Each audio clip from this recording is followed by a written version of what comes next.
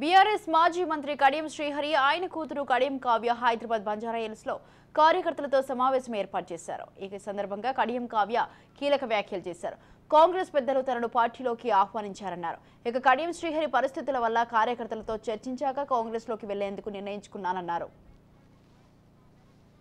నాతో కలిసి నడిచిన ముఖ్యులను, ప్రజాప్రతినిధులను, కార్యకర్తలను ఈరోజు కొంతమందిని అందరినీ ఆహ్వానించలేకపోయినాం. షార్ట్ టైం ఉన్నది కాబట్టి అందరికీ చెప్పలేకపోయినాం.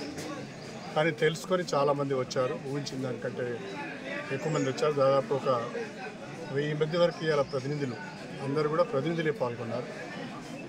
వాళ్ళందరూ కూడా ఏకగ్రీవంగా ఒక మాట చెప్పారు.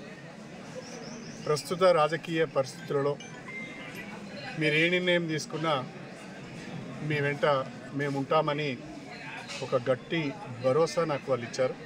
వాళ్ళందరికీ కూడా నేను హృదయపూర్వకంగా కృతజ్ఞతలు తెలియజేసుకుంటున్నా.